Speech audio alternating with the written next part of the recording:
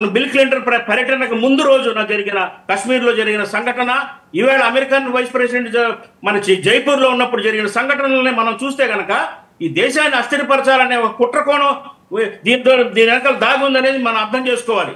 ఇంకోటి, అట్లాగే మోడీ గారు సౌదీ అరేబియా పర్యటనలో ఉన్నారు, జద్దాలో పర్యటిస్తున్నారు. యాక్చువల్గా ఏంటంటే ఇవాళ ఉన్న మరి ఈస్టర్న్ ఏషియన్ యొక్క ఆర్థిక పరిస్థితుల దృష్ట్యా మోడీ గారి జద్దా పర్యటన ఎంతో ప్రభావితమైంది.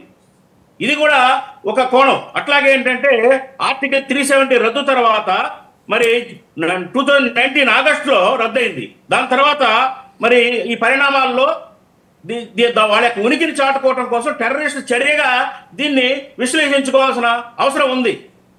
అట్లాగే మరి 2005లో పార్లమెంట్లో మనం ఇందాక మాట్లాడాను నేను, అమిత్ షా గారు చెప్పారు జమ్మూ కాశ్మీర్లో సుస్థిరత ఏర్పడింది, ఏం ప్రాబ్లం లేదు, ఎవరైనా ఏ రకంగా స్వేచ్ఛ వాయువులు పీల్చుకుంటున్నారు, 70% తగ్గింది అన్నారు.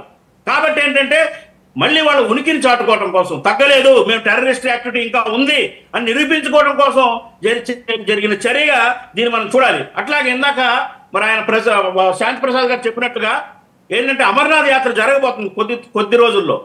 అమర్నాథ్ యాత్రని దాన్ని ఒక భయకంపితులు చేయడానికి, ఎందుకంటే లక్షలాది మంది వెళ్తారు, అదే మార్గం, అదే దారి, ఏదైతే నిన్న జరిగిన దారి మార్గం నుంచే వెళ్ళాలి అమర్నాథ్కి. కాబట్టి ఏంటంటే ఇవన్నీ కోణంలో ఈ ఉగ్రవాద జారీ జరిగింది. నేను ఒకటే అంటున్నాను, అది పార్టీల ప్రమేయం కాదు, కుల మతాలు కాదు, మతాలు కాదండి, అది ఒక విద్రోహ చర్య, దేశ సుస్థిరతని మరి దెబ్బతీసే చర్య. దీన్ని సంయుక్తంగా అందరూ ముక్తకంఠంతో అడ్డుకోవాలి. అక్కడ ఉన్న రాష్ట్ర ప్రభుత్వం కానివ్వండి, కేంద్రం కానివ్వండి, దీని మీద ప్రత్యేక దృష్టి పెట్టి రైట్ అండి. మళ్ళీ మీ దగ్గర వస్తా. మన తెలుగుదేశం పార్టీ నాయకులు కూడా ఉన్నారు, వెంకట గురుమూర్తి గారు. కాంగ్రెస్ మినహా మిగిలిన వాళ్ళందరూ దీన్ని ముక్తఖండంతో ఖండించాలని చెప్పేసి బాజీ గారు కోరుతున్నారు, స్వాగతిద్దాం. కాంగ్రెస్ మినహా మీ నాయకుడు ఏం చేస్తాడు? పక్క దేశాలకు వెళ్ళి ఏం చేస్తాడు మీ నాయకుడు? ఏం చేస్తాడు? ఇంగ్లాండ్ వెళ్ళి పాకిస్తాన్ టెర్రరిస్ట్ గ్రూపులు ఏర్పాటు చేసిన సమావేశంలో పాల్గొంటాడా? సిగ్గనిపించట్లేదా మీకు? సిగ్గనిపించట్లేదా అంటున్నా. మీ నాయకుడు రాహుల్ గాంధీ ఏం చేస్తున్నాడు?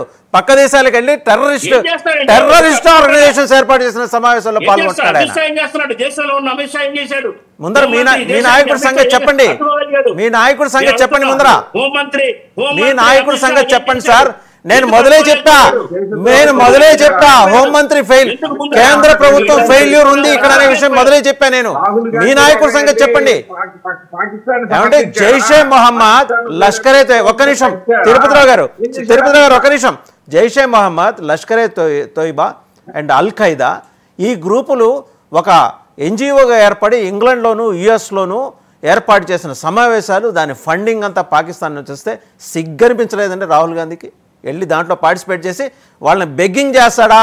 మీరు వచ్చి మళ్ళీ పరిపాలించండి అని బ్రిటిష్ వాళ్ళని ఇలా వేడుకుంటాడా? సిగ్గు శరం ఏం లేవా అసలు ఆయనకి? మీరు టాపిక్ తీసుకెళ్తున్నారు. ఎటో కాదు, ఉన్న దగ్గరే మాట్లాడుతున్నా నేను. డివేట్ కాటల్లా ముందర టెర్రరిస్టుల పట్ల మీ ఉదారవాద విధానాల నుంచి మీరు బయటపడండి.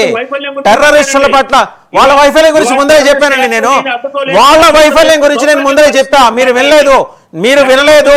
కేంద్ర ప్రభుత్వ వైఫల్యం గురించి నేను ముందరే చెప్పా. బాజీ గారు నేను మళ్ళీ చెప్తున్నా పీసీఆర్.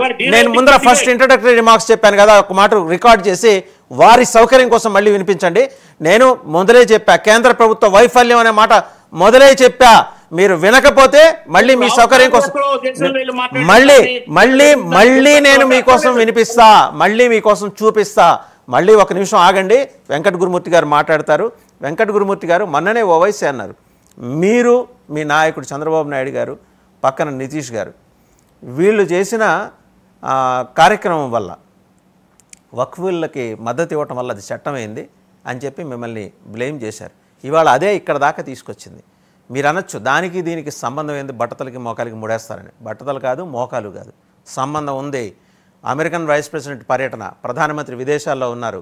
ఓ పక్క Pakistan army chief general Munir, ఆయన మొన్న 17వ తారీఖు మాట్లాడాడు. మా జుగులర్ వైన్ అట, అది ఎంత కీలకమైందో మాకు కాశ్మీర్. హిస్టారిక్ స్ట్రగుల్ చేస్తున్నారట అక్కడ టెర్రరిస్టులు, ప్రజలు కాదు టెర్రరిస్టులు. ఉగ్రవాదులు చేస్తున్న ఒక చారిత్రాత్మక యుద్ధానికి మేము మద్దతు ఇస్తున్నాం. చూడండి, అంటే మనం అనుకుంటా ఏదో మనం మన అవసరాల కోసం, మన పార్టీ మనుగడ కోసం, మన అవసరాల కోసం ఏదో మద్దతు ఇచ్చేద్దాం, అది ఇక్కడ దాకా దారి తీసింది. అమాయకులు బలయ్యారు.